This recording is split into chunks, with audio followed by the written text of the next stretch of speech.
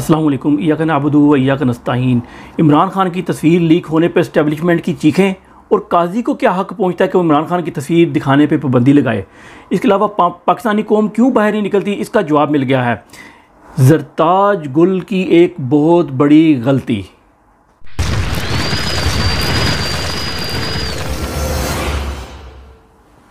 शुरू करते हैं इस्टेब्लिशमेंट की चीखों से।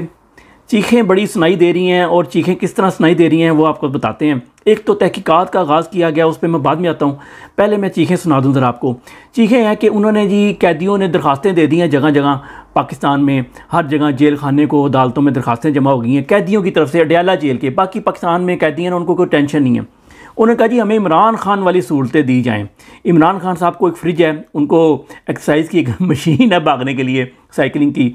इसके अलावा उनके घर वाले मिलने आते हैं, 5-6 दफ़ा मुलाकात होती है एक वीक के अंदर।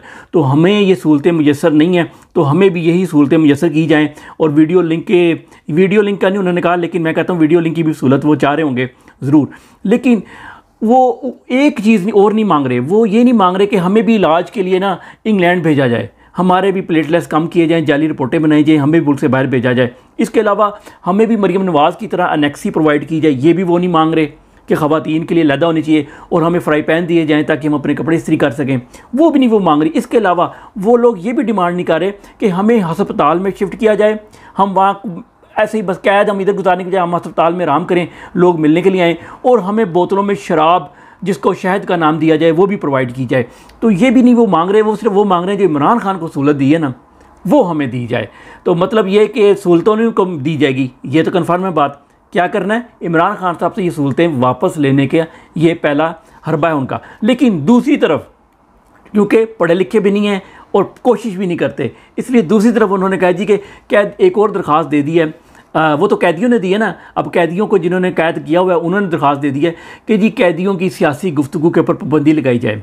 और उसकी दरख्वास्त उन्होंने इस्लामाबाद हाई कोर्ट में जमा कराई और इस्लामाबाद हाई कोर्ट में वो एक्सेप्ट कर ली है सुनने के लिए कि बिल्कुल जी कैदी इस मुल्क के शहरी नहीं हैं, उनके ऊपर सियासत पे वो भी फ़ौरन हमारी तरह पर उन्हें मुल्क पाकिस्तान नहीं है तो उनको भी सियासत में बात करने की ज़रूरत नहीं है। हाँ, जेल काटें, मारें खाएँ। अच्छा, पाकिस्तानी कौम क्यों बाहर नहीं निकलती, बड़ी इंटरेस्टिंग चीज़ सुनानी है आपको। उस पे आने से पहले मैं सुप्रीम कोर्ट की ज़रा क्लास ले लूँ, और आप लोगों ने जिन्होंने इस वीडियो को लाइक शेयर वगैरह नहीं किया तो प्लीज़ लाइक वगैरह कर लीजिएगा।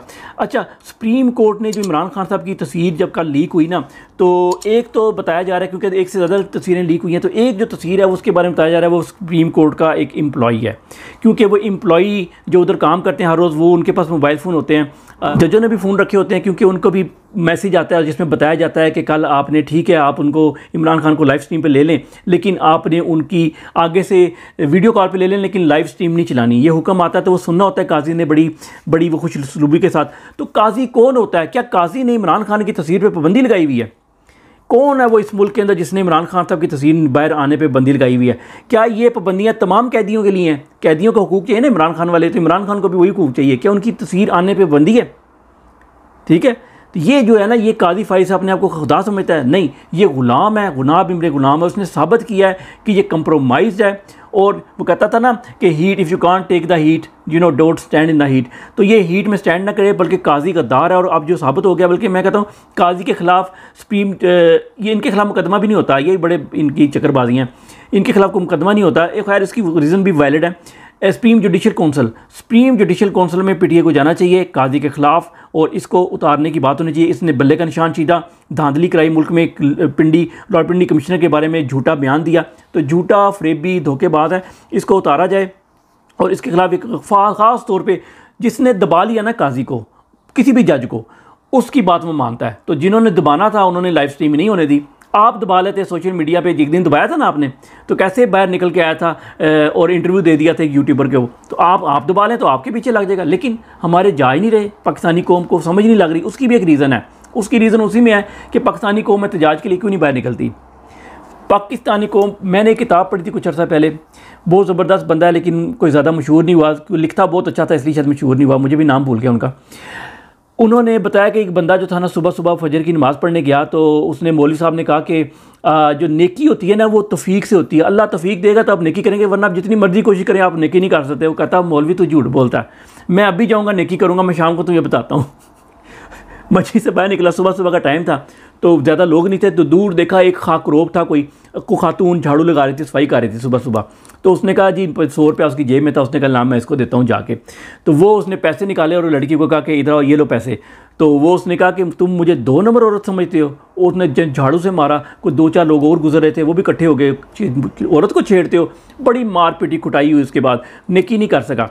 उसके बाद वो आगे चला गया, एक बच्चा रो रहा था, तो बच्चा रो रहा था तो उसने बच्चे को गोद में उठा लिया कि बच्चे क्या हुआ, तो बच्चा रो ही जा रहा था। तो लोगों ने समझा कि शायद ये बच्चा अगवा कर रहा है, बच्चा इसलिए रो रहा है। तो वो चाह रहा था कि बच्चे को उसको घर ले जाए, लेकिन लोगों ने उधर भी उसका खूब फेंटा लगाया। तो इस तरह स्टोरी गोज़ ऑन। तो शाम तक वो कोशिश करता है, शाम को वो मस्जिद में दोबारा जाता है, मौलवी साहब के पाँव में गिर जाता है, पाँव में तो नहीं गिरता, लेकिन मौलवी साहब को कहता है कि आप सही कह रहे थे, ये तौफीक से ही होती है नेकी। मैंने आज सारा दिन कोशिश की और बड़ी मारें खाई। पाकिस्तान को, कौम को अल्लाह ताला ने अजाब के, तो अब वो अजाब तो नहीं आते, तौफीक ही छीन लिया है कि ये हक़ के लिए खड़े हों।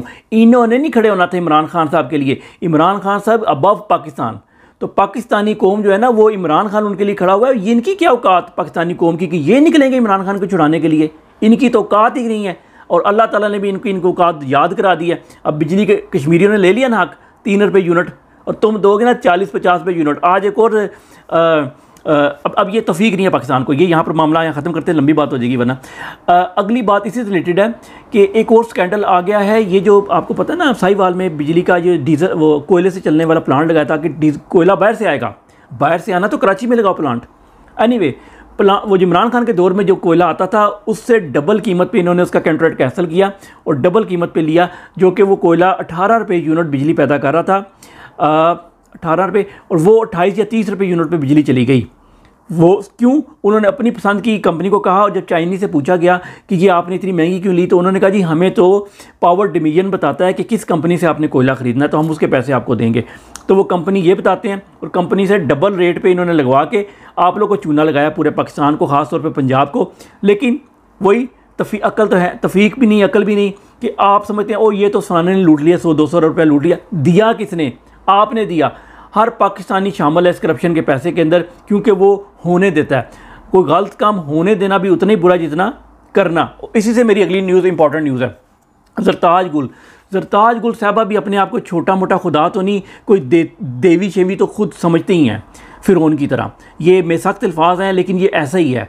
ये मैं काफ़ी देर से इस पर बात कर रहा हूँ, लेकिन कल ज़रताज गुल साहबा को तारिक बशीर चीमा ने गालियाँ दी, कौमी असम्बली, भरी कौमी असम्बली के अंदर गालियाँ दी।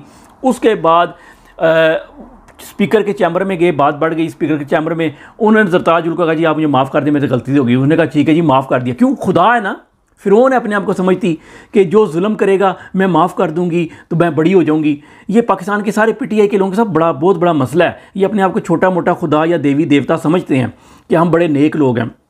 उससे होगा क्या? आज के बाद किसी भी औरत को कौमी असम्बली में, सेनेट में कहीं भी गालियाँ पड़ती हैं ना, इस तरह को उसकी इज़्ज़त की बेइज़्ज़त करता है, उसकी ज़िम्मेदारी की कुछ ना कुछ रीज़न ये ज़रताज गुल साहबा भी होंगी। क्यों? कि इन्होंने एक ज़ालिम को बख्श दिया और ज़ालिम को छोड़ दिया, माफ़ कर दिया। देखो, पुराने बुरे कहते थे कि अगर आपको किसी ने मजमे में कुछ कहा है ना, तो माफ़ी भी मजमे में मांगेगा, उन सब के सामने, अकेले में नहीं होती माफ़ी। और ज़ालिम को माफ़ करना खुद जुल्म है। तो ये ज़ालिम बन गई हैं ज़रताज गुल साहबा। लेकिन आपने एक और ख़बर सुनी होगी कि उनको फिर भी उनको बैन कर दिया स्पीकर ने कि जी आप ये जितना सेशन चल रहा है, जितने दिन चलेगा कौमी असम्बली का, इसमें आप नहीं आ सकते। उसकी एक और रीज़न है, ये होता है बचाना अपने बंदे को, अपने बंदे को बचाना। क्योंकि कल शेर अफजल मरव साहब ने किसी इंटरव्यू में कह दिया कि ये चीमा आए तो सही तरह असम्बली में, फिर इसकी हम क्लास लेंगे, इसकी दुर्गत बनाएंगे। तो उसको अब बचाना, वो नहीं आता तो कहते डरपोक का, डर के भाग गया।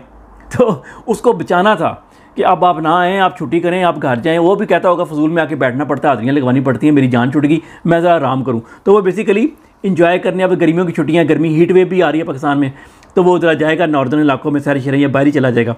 फैसल वाटर शाटा पे मैं इसलिए नहीं बात कर रहा कि वो भी इसी तरीके से उसको भी धोना है, उसको बुला के उसको क्लीन चिट देनी है कि आप जो बकवास करना चाहते हैं ना करें, हमारे खिलाफ आपको इजाज़त है, क्योंकि आप की डोरें, आपका पट्टा कहीं और से चलता है।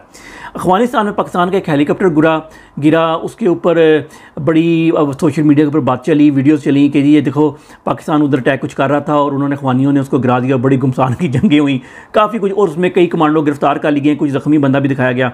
लेकिन जब बाद में तहकीक हुई और उन लोगों को देखा गया तो पता लगा अफ़गानिस्तान की गवर्नमेंट ने खुद ही बताया पाकिस्तान की गवर्नमेंट को तो नहीं पता लगा, अफगानिस्तान की गवर्नमेंट ने बताया कि ये उनका हेलीकॉप्टर था, वो हेलीकॉप्टर गिर गया था, उनका एक फ़ौजी उसके अंदर शहीद हो गया और कुछ लोग ज़ख्मी हैं। तो ये असल न्यूज़ थी और सोशल मीडिया में ज़रा आपको बात का तहकीक करनी पड़ती है। कल भी कुछ गलतियाँ, एक दो गलती हमसे न्यूज़ हुई थी कि तस्वीर किसने लीक की, इस तरह की बातें, क्योंकि हमें ये न्यूज़ मिल रही थी और बाद में पता लगा कि वो गलत हैं, तो हमने इसलिए उसकी दोबारा न्यूज़ चला दी थी। और किसी ने नहीं सुना तो सुन ले कि शौकत बसरा साहब ने इमरान खान साहब की तस्वीर लीक नहीं की थी। तो आज की पूरी वीडियो का एक ही कंक्लूजन निकला कि या अल्लाह पाकिस्तानी कौम को नेकी की तौफीक दे, और इस तौफीक को हासिल करने के लिए आग का दरिया है और डूब के जाना है। अस्सलाम वालेकुम।